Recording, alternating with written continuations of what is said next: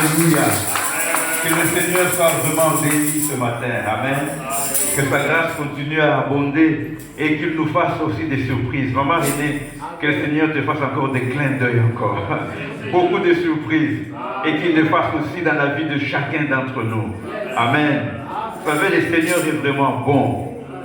Hier, j'étais dans une conférence chez le pasteur Mathieu où le pasteur Henri Papa Moulaja a prêché. Et il a dit une chose qui m'a beaucoup plu. Il a dit, dans chaque problème présent se cache un sujet de louange future. Alléluia. Dans chaque chose que nous affrontons maintenant, il y a quelque chose qui va louer Dieu dans l'avenir. Amen. C'est pourquoi nous pouvons vraiment célébrer notre Père. Nous pouvons le bénir parce que nous sommes des enfants de Dieu. Père, nous bénissons ton nom. Nous te rendons grâce.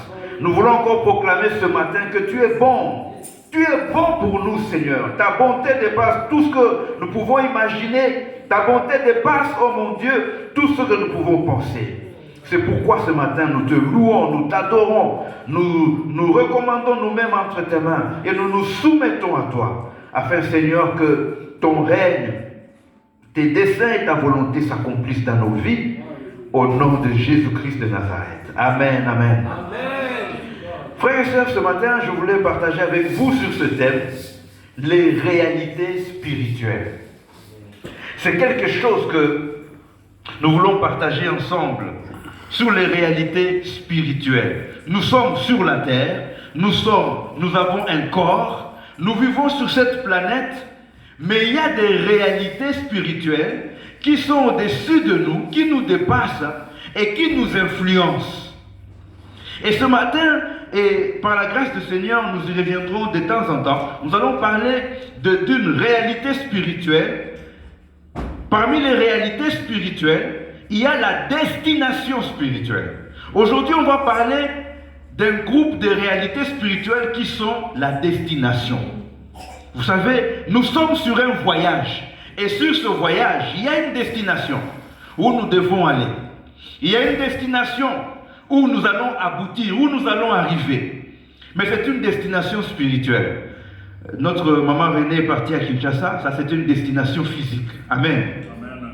À chaque fois que tu voyages, tu es dans l'avion, tu descends, en fait dans ta tête tu es toujours la même, mais tu sens d'abord la température qui change, tu vois les climats qui changent, les gens changent. En fait, tu n'es plus dans le même lieu.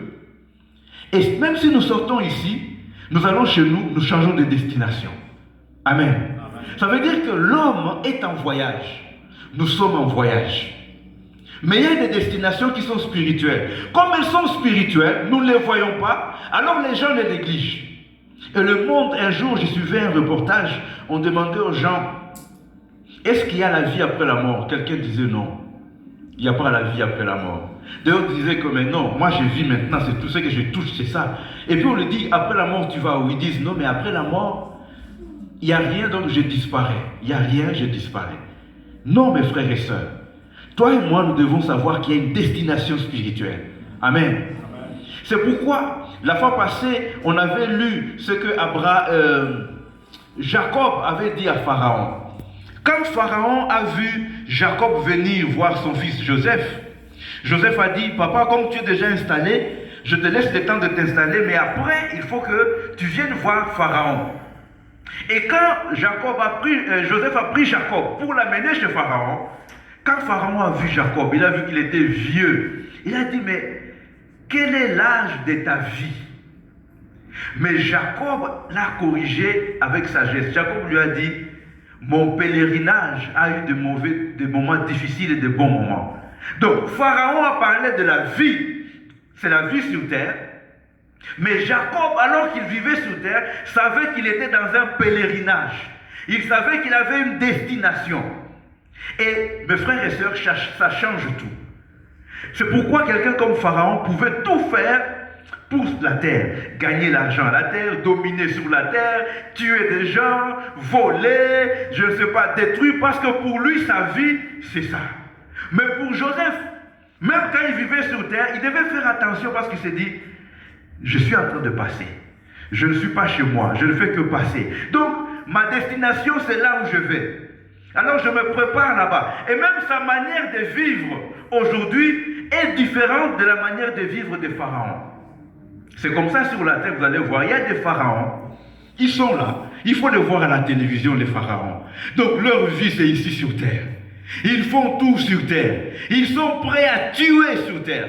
Aujourd'hui, il y a des gens qui meurent dans certains pays où il y a la guerre, tout simplement parce qu'il y a des pharaons qui ont décidé de multiplier leur argent, d'avoir beaucoup de trésors. Aujourd'hui, il y a des gens qui sont en train de violer des femmes parce qu'il y a des pharaons qui ont décidé de trouver leur plaisir aujourd'hui sur la terre. Aujourd'hui, il y a des gens qui sont en train d'emprisonner des enfants, de les maltraiter parce qu'il y a des pharaons qui ont décidé que leur vie c'est dominer sur les faibles.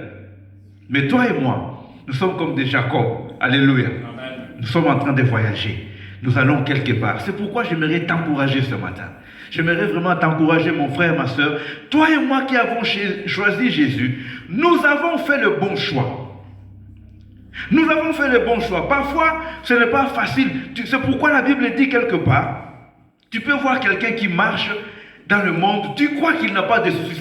Il s'en fout de tout, il vit sa vie. C'est comme s'il est vraiment heureux. Mais la vérité est que c'est toi qui es heureux. Amen. Même si parfois il y a des combats, même si parfois tu dois faire des choses que tu ne pensais pas faire, mais à cause de Jésus tu le fais parce que tu sais que tu es dans un voyage. Amen. C'est pourquoi aujourd'hui, on va parler des destinations spirituelles. Souvent on entend parler de l'enfer, le ciel, ou les cieux, le séjour de mort, le sein d'Abraham, le paradis, la nouvelle Jérusalem. C'est quoi tout ça? Toi et moi nous devons connaître. Puisque c'est là où nous allons. Amen. Amen. Je me rappelle quand je faisais les démarches pour venir ici, la première fois pour venir ici en Europe, j'avais pris une carte de l'Europe. Et je commençais à regarder. C'est ça. Ça c'est le nord, ça c'est le sud. Donc Bruxelles est là. Et puis je prenais les jeux. Vous connaissez les jeux de Monopoly, hein? Là où on dit la rue Neuve. Donc, tu es en train de voir la rue Neuve, mais tu ne sais même pas qu'elle existe. Tu ne l'as jamais vue. On montre beaucoup d'avenues. Mais pourquoi? Parce que je me disais, je vais aller là-bas.